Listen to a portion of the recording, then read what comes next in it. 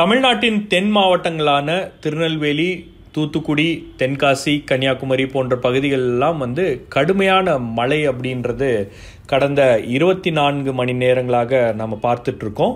ஒரு வரலாறு காணாத மழை, கிட்டத்தட்ட ஒரே நாளில் பல்வேறு பகுதிகளில் ஒரு மிகப்பெரிய மழை அப்படின்றது பெஞ்சிருக்கு. அங்கே மக்களுடைய வாழ்க்கை என்பது முற்றிலுமாக பாதிக்கப்பட்டிருக்கிறது. பல இடங்களில் வெள்ளம் சூழ்ந்திருக்கு.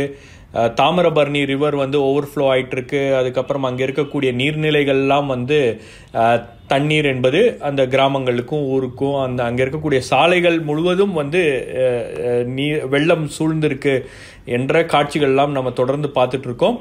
இதை பற்றி பேசுவதற்காக நம்மோடு பிரதீப் ஜான் வெதர்மேன் அவர்கள் இணைந்துள்ளார். பிரதீப், இப்போ என்ன நிலவரம்? இன்னும் எவ்வளவு நாள் இந்த மழை அப்படின்றது நீடிக்கும், அல்லது எவ்வளவு நேரம் அப்படின்றது இந்த மழை நீடிக்கும் அந்த பகுதிகளில்?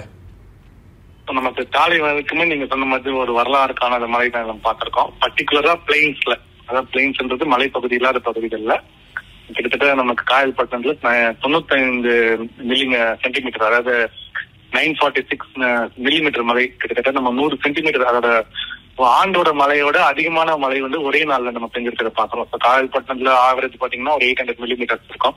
ஸோ ஒரு ஆண்டுக்கு கிடைக்கிற மழை ஒரே நாள்ல பெய்திருக்கு. ஸோ இதுவே நம்ம கணக்கெடுத்துல பார்க்கும்போது ஒரு பிளெயின்ஸ்ல நம்ம தமிழகத்துல அதிகபட்சமான ஒரு மழை, ஒரு நாள் மழை நம்ம சொல்லலாம். ஸோ அந்த அளவுக்கு ஒரு கனமழை, அதிக கனமழை பெஞ்சிருக்கிறத பாக்குறோம். ஸோ இன்னைக்கு பார்க்கும்போது காலையில இருந்து அங்கங்கே ஒரு மழை மாதிரி நமக்கு பெஞ்சு கொண்டிருக்கிறது. சில பகுதிகளில் சமுத்திரம் கேட்ச்மெண்ட், அப்பர் கேட்ச்மெண்ட் பகுதி தாமிரபரணில கிட்டத்தட்ட 85 மில்லிமீட்டர் பெய்திருக்கு. மாஞ்சோலை பகுதியில 100 மில்லிமீட்டர் மேல பெய்திருக்கு. அந்த மாதிரி கனமழை தான். பட் நேற்றுக்கு பெய்த மாதிரி அதே கனமழை பெய்யல. ஸோ மிதமா ஒரு மீடியம் இன்டென்சிட்டி, ஹெவி ரெயின்ஸ் சொல்லலாம். சில பகுதியில் கொஞ்சம் மழை சுத்தமாகவே குறைந்து விட்டதை பார்த்தோம். நாளை காலை வரைக்குமே இந்த மழை தொடரும் எதிர்பார்க்கப்படுகிறது. ஆங்காங்கே ஒரு மழை விட்டு பெய்கிற மழை பெய்யும் எதிர்பார்க்கப்படுகிறது. ஸோ அதுக்கப்புறம் படிப்படியாக மழை நல்லாவே குறைந்து நம்ம பார்க்கலாம். ஸோ இந்த அளவுக்கு ஒரு பெருமழை பெய்வதற்கான காரணம் ஏதாச்சும் இருக்கா? அதை எப்படி புரிஞ்சுக்கிறது நம்ம? நீங்கள் சொன்ன மாதிரி பிளெயின்ஸில் இந்த அளவுக்கு ஒரு அதிக அளவு மழை பெய்ஞ்சதில்லை. நம்ம சென்னையில் பார்த்தோம். சென்னை தான் பெரிய அளவுக்கு ஒரு பாதிப்புக்குள்ளான ஒரு பகுதி அப்படின்னும் போது சென்னை, திருவள்ளூர், காஞ்சிபுரம்லாம் இப்போ சவுத் சைடில் இந்த மாதிரியான ஒரு மழையை எதிர்பார்த்த ஒன்றா? இந்த மாதிரியான ஒரு அக்கரன்ஸ் ஒரு எதிர்பார்த்த ஒரு நிகழ்வா? நமக்கு இதுக்கு முன்னாடி கனமழை, மிக கனமழை மாடல்ஸ் இந்த வாட்டி பெர்ஃபெக்டா பிக்கப் பண்ணிச்சு. பட் கொஞ்சம் லேட் பிக்கப் நம்ம சொல்லலாம். இப்போ நார்மலாவே இந்த மாதிரி ஒரு எக்ஸ்ட்ரீம் ரெயின்ஸ் முன்னாடியே நமக்கு தெரிஞ்சிடும். நமக்கு ஒரு 5 நாள் முன்னாடி, 4 நாள் முன்னாடி தான் நமக்கு தெரிஞ்சிடும். பட் இது பாத்தீங்கன்னா அந்த ஃப்ரைடே நைட் ஆர் சாட்டர்டே தான் நமக்கு இந்த மாதிரி ஒரு கனமழை, மிக கனமழை பெய்ய போகுதுன்றது நமக்கு நம்மளால பிக் பண்ண முடிஞ்சது. அட்லீஸ்ட் நம்ம 2 டேஸ் முன்னாடி பிக் பண்ணிட்டோம். அதை Friday night or Saturday morning நம்ம சொல்லலாம் பிக் பண்ணியாச்சு. பட் இருந்தாலுமே இது எந்த இடத்துல இந்த மாதிரி 90 சென்டிமீட்டர் வருமா, 50 சென்டிமீட்டர், 60 சென்டிமீட்டர் வருமா தெரியல. பட் இந்த விண்ட் பேட்டர்னுக்கு நம்மளாம் கூட சில இடத்துல சொல்லிருந்தோம், கிட்டத்தட்ட 30 to 50 சென்டிமீட்டர் வரைக்கும் வாய்ப்பு இருக்கு. அதே மாதிரி நம்ம சாட்டர்டேவே சொல்லிருந்தோம், இந்த மாதிரி ஒரு கனமழை இங்க வந்தாலே எக்ஸ்ட்ரீம் ரெயின்ஸ் பாசிபிள்ன்றதை நம்ம சொல்லியிருந்தோம். ஸோ இது பட் துல்லியமா, ஏன்னா நீங்க டிஃபரன்ஸே பாத்தீங்கன்னா காயல்பட்டினத்துல 95 சென்டிமீட்டர், பட் தூத்துக்குடியில 38 சென்டிமீட்டர். 32 சென்டிமீட்டர் பெரிய மழை, அதிக கனமழை தான். ஸோ டிஃபரன்ஸ் அதுக்குள்ளே ரொம்ப வேரியன்ஸ் நிறையவே இருந்தது பார்க்குறோம். பட் ஓவராலா எல்லா தென் தமிழகத்தில் உள்ள எல்லா பகுதியிலுமே இன்னைக்கு அந்த எக்ஸ்ட்ரீம் ரெயின்ஸ் பதிவாக பார்க்கிறோம். ஸோ ஒரு புயல் இல்லாம, ஒரு காற்றழுத்த பகுதி இல்லாம, எதுவுமே இல்லாம ஒரு மேலடுக்கு ஒரு சுழற்சி, ஒரு காற்று சுழற்சினால நமக்கு இந்த அளவுக்கு பெய்யறது ஒரு நம்ப முடியாத ஒரு விஷயம் தான். எனக்கு தெரிஞ்ச வரைக்கும் நான் ட்ராக் பண்ணதுல இந்த மாதிரி ஒரு மழை, அதுவும் வைட் ஸ்ப்ரெட் ஹெவி ரெயின்ஸ் இந்த மாதிரி ஒரு காற்று சுழற்சியில வர்றது ரொம்ப ரொம்ப ரொம்ப ரேர் ஈவென்ட் தான் நம்ம பாக்குறோம். ஸோ ஒரு காற்று சுழற்சி நம்ம குமரிக்கடல் காமரின்சில பதிவு நம்ம மையம் கொண்டு பார்த்தோம். அது ஒரே இடத்துல கிட்டத்தட்ட ரொம்ப ஸ்லோ மூவிங்கா அங்கேயே இருந்தது. காற்று குவிப்பு, அதாவது கன்வர்ஜென்ஸ் நம்ம சொல்லுவோம், அது அதே இடத்துல விழுந்து கொண்டே இருந்தது. இது மட்டுமா காரணமா, இல்ல அப்புறம் டைவர்ஜென்ஸ்ல எப்படி இருந்ததுன்னு நம்ம பார்க்கணும். இப்போ காரணத்தை இதுக்கு மேலதான் நம்ம ஆராய்ந்து நம்ம எதனால இது ஒரு புயலே இல்லாம இருந்தாலுமே கூட வெறும் ஒரு காற்று சுழற்சினால இவ்வளவு மழை பெய்ந்திருக்குதா அப்படின்ற மாதிரி வியக்க வச்சுக்க மாதிரி வரலாறுன்னா நிஜமாலே வரலாறு. அதாவது நம்ம டேட்டா ஆரம்பிச்சதுல இருந்தே இவ்வளவு மழை எங்கேயுமே பதிவாகல, அந்த மாதிரி ஒரு மழை பதிவா இருக்கிறத நம்ம பாக்குறோம். ஸோ நீங்கள் சொல்லும்போது அந்த வேரியன்ஸ் அப்படின்றது சொன்னீங்க. காயல்பட்டினத்தில் 95 சென்டிமீட்டர் மழை, அதே போல் தூத்துக்குடியில் பார்த்தீங்கன்னா above 30 சென்டிமீட்டர்ஸ் பெஞ்சிருக்கு அப்படின்னும் போது இந்த அளவுக்கு ஒரு எக்ஸ்ட்ரீம் வேரியன்ஸ் இருக்கிறதுக்கு என்ன காரணங்கள் இருக்குன்னு நினைக்கிறீங்க? ஏன்னா இன்னொன்று, இன்னைக்கு ஐஎம்டி ப்ரெஸ் மீட்லேயும் வந்து இந்த மாதிரி ஒரு 95 சென்டிமீட்டர் மழை பெய்யும் அப்படின்றதெல்லாம் வந்து நம்மளால் ப்ரிடிக்ட் பண்ண முடியாது அப்படின்ட்டு கூட அவங்க சொன்னாங்க. அப்போது அந்த அளவுக்கு வந்து ஒரு வேரியன்ஸ் இருப்பதற்கு, ஒரு எக்ஸ்ட்ரீம் பேட்டர்ன் வந்து இது மாறியதற்கு ஏதாச்சும் ஒரு ரீசனிங் இருக்கும் இல்லையா? உங்களுடைய பிலிமினரி இன்வெஸ்டிகேஷன் குவிப்பு பார்த்தீங்கன்னா ஒரே இடத்துல இந்த காற்று கன்வர்ஜென்ஸ் ஆகிட்டே இருந்ததை நம்ம பார்க்குறோம். பட் அந்த இந்த ரெயின்ஸ் வந்து நமக்கு ஏன் இது இவ்வளவு மாறிச்சு? அதாவது நமக்கு 30-40 சென்டிமீட்டரே பயங்கரமான மழை, பயங்கரம்னா நிஜமாலே பயங்கரம். நமக்கு அந்த ரெட் அலர்ட்ன்றது வந்து பாத்தீங்கன்னா 20 சென்டிமீட்டர் மேல பெய்தாலே அது பயங்கரமான டிஸ்ட்ரக்ஷனால தான் அந்த ரெட் அலர்ட் கொடுக்க வச்சிருக்காங்க. ஸோ நம்ம அதுல அந்த ரெட் அலர்ட்டே ஒரு 5 மடங்கு பெரிய ரெட் அலர்ட் மட்டும் இப்ப பெஞ்சிருக்குன்னு நம்ம சொல்லலாம். வேரியன்ஸ் இருந்தது. பட் அந்த தூத்துக்குடி கொஞ்சம் கீழே, அதாவது நம்ம காயல்பட்டினம், சாத்தான்குளம், திருச்செந்தூர் இந்த பகுதிகள் எல்லாமே வந்து பாத்தீங்கன்னா பயங்கரமான ஒரு அதிகன மழையை நம்ம காணப்பட்டது. ஸோ அந்த ஸ்ட்ரிச் அப்படியே லைன் எடுத்து போட்டு பாத்தீங்கன்னா அதுல இருந்து அப்படியே மாந்தோலையில இருந்து பாளையங்கோட்டை, இந்த பாளையங்கோட்டை லைன்ல இருந்து அப்படியே கீழே வந்தீங்கன்னா அப்படியே நம்ம சாத்தான்குளம் வரைக்கும், காயல்பட்டினம் வரைக்கும் அந்த ஹெவி ரெயின்ஸ் நம்ம பார்த்தோம். ஸோ அந்த இதுல வந்து லைன்ல பாத்தீங்கன்னா கரெக்டா அந்த எக்ஸ்ட்ரீம் ரெயின்ஸ் நடந்ததை நம்ம பார்த்திருக்கோம். ஸோ வேரியன்ஸ் இருந்தாலுமே மாடல், சில மாடல் பிக் பண்ணிச்சு. எல்லாம் நமக்கு கிட்டத்தட்ட 700 to 1000 வரும்போது பிக் பண்ணிச்சு. பட் அது நடக்குமா நடக்காதான்றதுதான் கேள்வி நமக்கு இருந்தது. இப்போ 40 வரும், 50 வரும், ஓகே. பட் 95 நம்ம யாருமே அது நடக்கும் அப்படின்னு உறுதியா சொல்லியிருக்க முடியாது. ஸோ அதெல்லாம் ஒரு வேரியன்ஸ் நம்ம சொல்லலாம். பட் பொதுவா எல்லா இடத்துலயுமே வந்து பாத்தீங்கன்னா அதிக மழை வரும்ன்றதை நம்மளால சொல்ல முடிஞ்சது நேற்று ஒரு நாள். பட் என்னன்னா ரொம்ப ஏர்லியா சொல்ல முடியல. அட்லீஸ்ட் ஒரு நாள் 2 நாள் முன்னாடி நம்மளால சொல்ல முடியும்.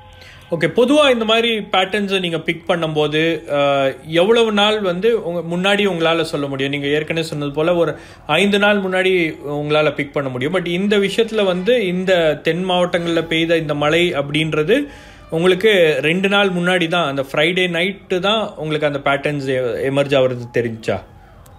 ஆமா, கொஞ்சம் டிலேவா தான், நமக்கு லேட்டா தான் நமக்கு தெரிஞ்சது நமக்கு. நார்மலா 3 days ஃபோர்காஸ்ட் 72 hours மேல போகும்போது அதை ரொம்ப நம்ம ஸ்ட்ரெஸ் பண்ண முடியாது. ஏன்னா அந்த அக்யூரசி லெவல்ஸ் வந்து குறைஞ்சிட்டே இருக்கும். நீங்க அதுவே ஒரு 24 மணி நேரத்துக்கு முன்னாடி வரும்போது நம்மளால 90% உறுதியா நம்மளால ஒரு ப்ராபபிலிட்டி ஹையரா இருக்குது அப்படின்னு நம்மளால உறுதிப்படுத்த முடியும். ஸோ 2 நாள் பொறுத்த வரைக்கும் நீங்க 80 வச்சுக்கலாம், 3 நாள் பொறுத்த வரைக்கும் 70, அது கீழே போகும்போது நம்ம 50-50 ஆயிடுது. ஸோ வரும் வராம போவோம் அப்படின்ற மாதிரி ஆயிடுது. ஸோ நார்மலா ஒரு 3 நாளுக்கு முன்னாடி நம்மளால அந்த பேட்டர்ன் பிக் பண்ண முடிஞ்சதுன்னா ஓகே. பட் இதுல வந்து பாத்தீங்கன்னா ஒரு 2 நாள் முன்னாடி தான் நம்மளால வந்து இந்த பேட்டர்னை நம்மளால பிக் பண்ண முடிஞ்சது நம்ம பார்த்தோம். ஸோ இது வரைக்கும் நீங்க ப்ரிடிக்ட் பண்ணதோ அல்லது ஃபோர்காஸ்ட் பண்ண விஷயங்கள்ல இது ரொம்பவே ஒரு சிவியரான சீரியஸான ஈவெண்டா பாக்குறீங்களா? இருக்கிறதுல எனக்கு தெரிஞ்சு ரொம்ப சீரியஸான ஈவெண்ட். இதே மாதிரி நம்ம ஒரு ஈவெண்ட் இதே மாதிரி பிக் பண்ணாம போக முடிஞ்ச, இது பிக் பண்ண ஈவெண்ட். பட் நம்மளால டிசம்பர் 2021 ஒரு வாட்டி நமக்கு அந்த நியூ இயர்க்கு ஒரு நாள் முன்னாடி வந்து சென்னையில ஒரு மழை, எல்லா இடத்துலயுமே 200 மில்லிமீட்டர் மழை பதிவானது. அது நம்மளால டோட்டலா பிக்கே பண்ண முடியாத ஒரு ஈவெண்ட்டை நம்ம பார்த்தோம். அதுலயும் பெரிய சைக்ளானிக் ஸ்டார்மோ எதுவும் கிடையாது. பட் வைட் ஸ்ப்ரெட் நமக்கு 200 மில்லிமீட்டர் வந்ததை பார்த்தோம் நகரத்துல. டிசம்பர் 15, 2015 பாத்தீங்கன்னா அப்பயும் ஒரு காற்றழுத்த பகுதியில எதுவுமே இல்ல, ஒரு ட்ரஸ்ட் அந்த டைம்ல. அந்த ட்ரஸ்ட்னால அவ்வளவு ஒரு பயங்கரமான ஒரு மழை நம்ம பதிவானதை நம்ம பார்த்தோம். ஸோ எல்லாமே வந்து நம்மளால வந்து சில ஈவெண்ட்ஸ் வந்து இது மாதிரி நேரா வந்து காற்றழுத்த பகுதி இல்லாமலேயே இந்த மாதிரி நமக்கு முன்னாடி நடந்திருக்குது. பட் இந்த வாட்டி நடந்தது வந்து ரொம்ப ரொம்ப ரொம்ப எக்ஸ்ட்ரீம். எல்லாத்தையும் நம்ம கனமழை அப்படின்றது நம்ம தமிழகத்திலேயே ஒரு அதிகமான மழை அப்படின்னு நம்ம பாக்குறோம்னா அது இந்த மழையை தான் நம்ம எனக்கு தெரிஞ்சு நான் சொல்லுவேன். ஸோ இப்போ வரக்கூடிய அந்த 24 மணி நேரம் அப்படின்றது குரூஷியலான ஒரு டைம் அப்படின்னு சொல்லலாமா? இப்ப இந்த மழை காலையில படிப்படியா நினைக்கிறது நாளைக்கு மார்னிங் இன்னைக்கு இப்பயும் நமக்கு வந்து குறைஞ்சுதான் இருக்குது. பட் ஸ்டில் மேகங்கள் காற்று குவிப்பு இருக்கிறத பாக்குறோம். நாளை காலை வரைக்குமே அந்த மழைக்கு ப்ராபபிலிட்டி வச்சு வாய்ப்புன்னு சொல்லும் போது நாளை காலை வரைக்குமே மழை பெய்யறதுக்கான வாய்ப்பு இருக்குது லார்ஜர் ஏரியாவுக்கு. ஸோ நாளைக்கு காலையில வரைக்கும் கவனமாக இருக்கணும். அப்புறம் படிப்படியாக மழை குறைஞ்சிடும் தான் நினைக்கிறேன். நல்லாவே குறைஞ்சிடும், படிப்படியாக இல்லை நல்லாவே குறைஞ்சிடும். ரைட், ரொம்ப நன்றி எங்களோட இணைந்து கொண்டு உங்களுடைய கருத்துக்களை பகிர்ந்து கொண்டமைக்காக. நாம எதிர்பார்ப்போம் இந்த மழை குறைந்து அதுக்கப்புறம் அந்த ரிலீஃப் அண்ட் ரீஹாபிலிட்டேஷன் ஒர்க் அப்படின்றது தான் வந்து இப்போ அதிக கவனம் வந்து அரசாங்கம் செலுத்தி கொண்டு வருகிறது. பல இடங்கள்ல பல கிராமங்கள்ல பல கிராமங்களில் ரீச்சே பண்ண முடியல அப்படின்ற கூட ஒரு நிலை அப்படின்றது இருக்குது. அதனால் அவங்களோட டிஃபென்ஸ் ஃபோர்ஸஸோடைய உதவிகளையும் வந்து தமிழக அரசாங்கம் கேட்டிருக்கு. அதே போல் என்டிஆர்எஃப் டீம்ஸையும் வந்து அரசாங்கம் ஒரு 30 டீம்ஸை வந்து அங்கே வச்சுருக்காங்க, அங்கே ஸ்டேஷன் பண்ணியிருக்காங்க. அதுக்கப்புறம் ஒரு 60 எஸ்டிஆர்எஃப், அதாவது ஸ்டேட் கவர்மெண்ட்டுடைய எஸ்டிஆர்எஃப் டீம்ஸ் அங்கே பணியில் இருக்காங்க. அதுக்கப்புறம் வந்து ஒரு 500 படகுகளை வந்து அந்த பகுதிகளில் டிப்ளாய் பண்ணி வச்சுருக்காங்க. திருநெல்வேலி, தூத்துக்குடி போன்ற பகுதிகளில் ஒரு 500 படகுகள் அப்படின்றத கொண்டு வந்து அதில் ரெஸ்கியூ பண்ண முடியுமா, இது பண்ண முடியுமா அப்படின்ற முயற்சிகள் அப்படின்றது நடந்துகிட்ருக்கு. அதையும் தாண்டி 2 ஹெலிகாப்டர்ஸ் வந்து இப்போதைக்கு அங்கே தூத்துக்குடியிலையும் திருநெல்வேலி அந்த பகுதிகளில் அவங்க ரிலீஃப் அண்ட் ரெஸ்கியூ ஒர்க்கில் ஈடுபட்டிருக்காங்க. இன்னொரு ஹெலிகாப்டரும் நாளைக்கு வந்து அந்த ரிலீஃப் அண்ட் ரெஸ்கியூ ஆப்ரேஷன்ஸில் இணைந்து கொள்ளும். அது சூலூர்லேருந்து வரக்கூடிய ஹெலிகாப்டர். ஸோ இந்த முயற்சிகள்லாம் வந்து தொடர்ந்து நடந்து கொண்டு இருக்கிறது. ஸோ கிட்டத்தட்ட இந்த பகுதிகளில் ஒரு வரலாறு காணாத மழை, அதாவது இதுவரைக்கும் வந்து திருநெல்வேலி, தூத்துக்குடி மாவட்டங்கள் பார்க்காத ஒரு நிகழ்வு அப்படின்றது நடந்திருக்கு. கிட்டத்தட்ட பல ஏரிகள்லேருந்து தண்ணீர் ஓவர்ஃப்ளோ ஆகிருக்கு. பல ரிவர் பாடிஸ்லேருந்து தண்ணீர் அப்படின்றது கிராமங்களுக்குள்ளும் அதே போல் சாலைகளிலும் வந்து சூழ்ந்திருக்கிறது.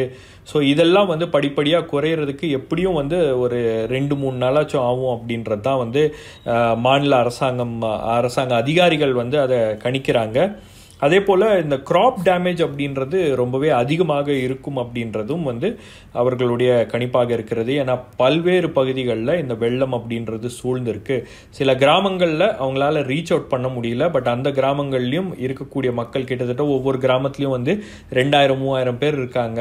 ஸோ அவங்களெல்லாம் வந்து வெளியே கொண்டு வருவதற்கு அந்த முயற்சிகளில் வந்து இப்போ அவங்களால ஈடுபட முடியாத சூழல். ஏன்னா உங்களுக்கு 3000 பேர் 2000 பேரை நீங்கள் வெளியே கொண்டு வரணும்னா அதுக்கேற்ற மாதிரி ரிசோர்ஸஸ் வேணும் அப்படின்றதுனால இப்போ அவங்க இருக்கக்கூடிய பகுதிகளிலேயே அவங்க சேஃபாக இருக்கக்கூடிய ஒரு முயற்சியும் ஒரு ஏற்பாடும் வந்து செய்யப்பட்டிருக்கு அப்படின்னு சொல்கிறாங்க. ஸோ இந்த அளவில் இந்த ரிலீஃப் அண்ட் ரெஸ்கியூ ஒர்க் அப்படின்றது நடந்துட்டுருக்கு. இந்த மழை குறைந்த உடனே மேலும் இந்த பணிகளை வேகப்படுத்துவதற்கான ஒரு தீவிர முயற்சியில் தமிழக அரசாங்கம் ஈடுபடும். அதே போல் அமைச்சர்களும் பல்வேறு அதிகாரிகளும் வந்து அங்கே பணியில் அமர்த்தப்பட்டிருக்கிறார்கள். எல்லாருமே வந்து இந்த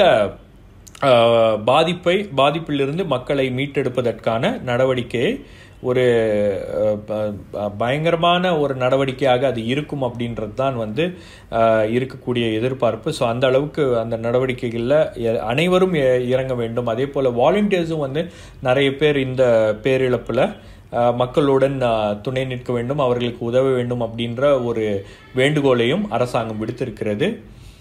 வேறொரு நிகழ்ச்சியில் உங்களை சந்திக்கிறேன். நன்றி, வணக்கம்.